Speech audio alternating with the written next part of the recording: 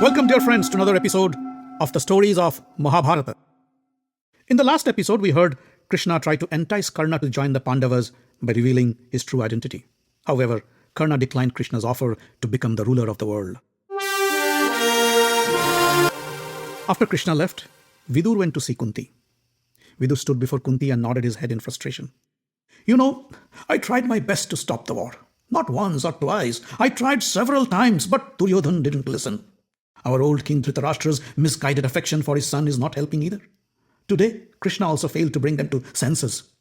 Now, a devastating war is inevitable. It is because of this foolish and stubborn attitude of the Kauravas, thousands will lose their lives. Kunti felt a sudden fear deep in her heart. She knew her sons, the Pandavas, are indomitable. But the Kauravas are Bhishma, Drona and Karna on their side, and these great warriors have the capability of destroying the Pandavas. Maybe Drona will be kind to his students and not be his fierce self against her sons. Maybe Bhishma too will go easy on his favorite grandchildren. But Karna has no such affection for the Pandavas. He is desperate to kill them.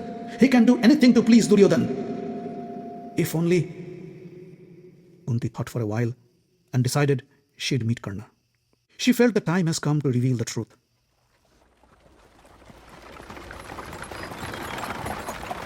Next morning, Kunti went to the banks of the river Ganges, where Karna performed his daily worship of the sun god. Karna was standing knee-deep in the water, facing the rising sun. With his eyes closed and palms folded together, he prayed to his lord. Kunti asked her charioteer to stop at a distance. She got off the chariot and walked towards Karna. Karna was deeply engrossed in his prayers and couldn't hear her footsteps. Kunti stood behind Karna and waited. Unlike the other days, today Karna was taking more time in his prayers. The impending war and the sudden revelation of his identity by Krishna was causing a storm in his mind. He wanted to calm his tormented soul. Maybe his father, the sun god, would show him the right path, he thought. At around noon, when the sun was high up in the sky, Karna concluded his prayers and opened his eyes. As he turned around, he saw Kunti standing right behind him. Karna felt a lump in his throat. A sudden surge of emotion was overpowering him. With great effort, Karna controlled himself. He walked up to the bank and bowed to Kunti. "Oh, great queen, I am Karna, the son of Adhirath and Radha. Please tell me, what can I do for you?" Karna stood with his palms folded. Kunti's eyes were moist.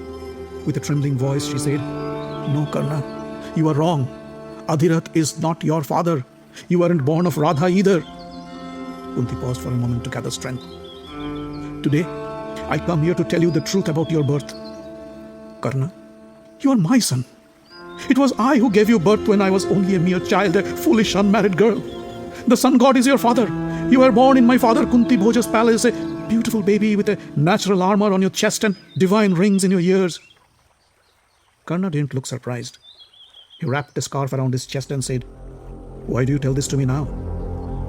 "I want you to know who you are," said Kunti. "You are not the charioteer's son people think you to be. You have royal blood in your veins. You deserve to be the king." "I know who I am." Karna was impatient. He couldn't bear to stand in front of Kunti any longer. He felt like running away from this lady who claimed to be his mother. "Is there anything else I can do for you? I'm late and I should be back to the palace soon." "Listen to me, my son. Join hands with your brothers, the Pandavas." Kunti reached out to touch Karna. Karna moved away. "You are the older brother of Yudhishthir, Bhim, Arjun, Nakul and Sahadev. You six have the same blood in your veins, my blood. You shouldn't side with Duryodhan and fight against your brothers. Leave the Kauravas and together with your brothers win back what is rightfully yours, the throne of Hastinapur."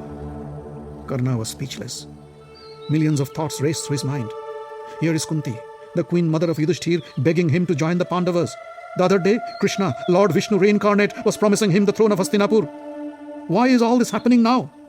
All these years, he has been worshipping the sun god, for he felt an unexplainable attraction to the Lord of the skies. He heard the voice of his Lord, the sun god, speak to him. "Kunti is speaking the truth. She is your mother and I am your father. Listen to Kunti. She means well for you. Leave Duryodhan and join the Pandavas, for that is the only way to bring about peace."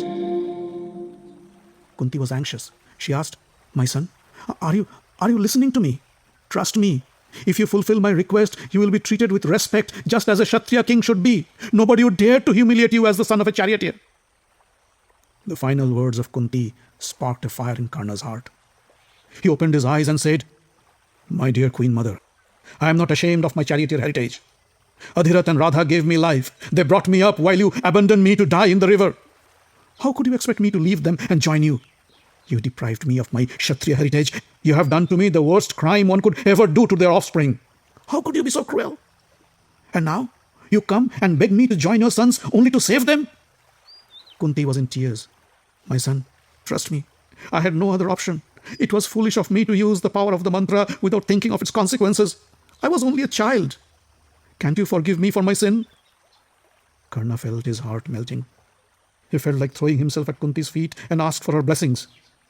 He stood quiet for a few moments and then said, I hold no grudge against you. But try to understand, I cannot join the Pandavas. Why not? Nobody knows that I am a brother of the Pandavas. If I join them now, people would think I'm a coward. They would think I'm scared of Arjun and trying to save my face. The sons of Dhritarashtra have always been kind to me. They respect me. They fulfill all my wishes, all my needs. I cannot forget that and abandon them when they need me the most. They have embarked upon this war only because I am on their side. I know what you say is for my good. But I'm sorry. I cannot desert my friends. It's against my principle. Like any other soldier, I'll give your sons a good fight. Karna paused and looked at Kunti's disappointed eyes. As she slowly bowed her head down and prepared to leave, Karna said, You know, nobody returns from me empty-handed. This is what I promise you.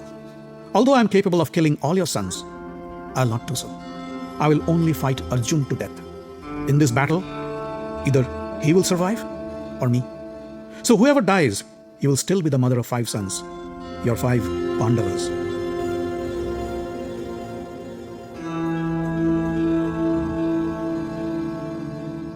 Kunti was astounded to hear this. With trembling arms, she embraced Karna and said, So be it. Let our fate decide what lies in our future. Karna stood stiff as he tried hard to control his emotions. Kunti released Karna from her embrace, and as she was about to leave, she turned around and said, My son, please remember your promise. You'd leave my sons unhurt, except Arjun. Saying so, Kunti turned around and walked away. Karna kept watching her as long as she was visible. Then he mounted his chariot and sped towards the Hastinapur palace. In the meantime, in Upaplabhya, Krishna sat with the Pandava brothers and gave them the news of his failure to broker a peace deal. I tried all methods of diplomacy, but failed to bring Duryodhana and his father to their senses, said Krishna. I'm afraid we have no other option but to fight this war. Yudhishthira sighed. Well, so be it. Let us then prepare for war. First, we must appoint a commander-in-chief for our army. Who do you think is the best person to lead us in this battle? Sahadev suggested King Virat. Virat is a great friend and experienced in warfare. Nakul suggested Draupadi. Our father-in-law has been our guardian since we left the palace. He is trained by the great Rishi Bharadwaj and can counter Bhishma and Drona with equal might. Arjun said, I think the gallant warrior, Drishtadyumna, is best suited for this job. He was born of the sacrificial fire to destroy Drona and the Kauravas. He said, I understand Shikhandi is destined to kill Bhishma. Let us make him the commander. Yudhishthira then turned to Krishna and said, You are our chief advisor. Whom would you suggest? Krishna looked at the brothers and said, All the names you suggest are capable of leading your army. But if you want my advice, I'd go with Arjuna's choice, Drishtadyumna. I think he is the best choice. Your advice is my command, said Yudhishthira. Tomorrow, after finishing our prayers, we'd march to Kurukshetra and set up our camp.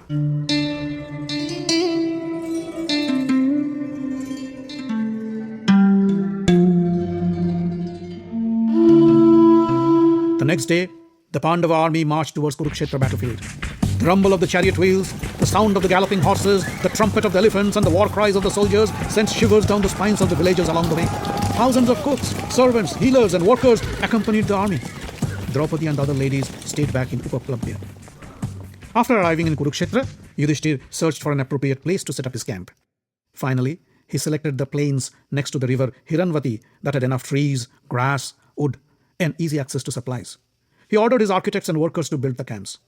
Separate camps were built for the kings, warriors, and healers. The camps were equipped with armaments, food, drink, firewood, and other supplies. The Pandavas gradually settled down in the camps and engaged in developing war strategies. Balaram, the gallant brother of Krishna, arrived in the Pandava camp. Yudhishthira and his brothers greeted him with due respect and sat around him. Krishna was sitting next to Yudhishthira. Balaram looked at Krishna and said, I know you have tried your best to prevent this war. I pray you all survive the war unscathed. Yudhishthir, I told Krishna, both the Kauravas and Pandavas are our relatives. He should not side only with you, he should also help the Kauravas. His love for Arjun made him support you with all his might. This is unfair, and I can't support Duryodhan and go against my brother Krishna either. Duryodhan and Bhim are my students, and I love them both. So I've decided not to support either parties and recuse myself from this war. Balaram stood up and left the camp. Next came King Rukmi from the southern countries with his huge army. Rukmi is a gallant warrior himself and possessed several powerful weapons. He stood in front of the Pandava brothers and said, Arjun, if you are afraid of Duryodhan's might, let me help you. Alone I can fight the Kauravas and kill them all. Bhishma, Drona, Karna and others. Nobody can defeat me. You can stay safe in your camp and I will take care of your enemies. Arjun felt insulted. He stood up and said, What makes you think I'm afraid? The great King Pandu is my father. Drona is my teacher. Krishna is my friend. And I have my Gandiva. How can I be afraid? You talk about help? Who helped me when I fought the Gandharvas, the Nibatakapachas or the Kauravas in Virat? The gods bless me with divine weapons. I am not afraid of anybody. You are welcome to join us if you want. But I don't need your help. Arjun's words hurt Rukmi's ego. He left the Pandava camp and went to Duryodhan and offered to help. But Rukmi's arrogance was too much for Duryodhan to accept either. He too turned down Rukmi. Rukmi went back with his huge army.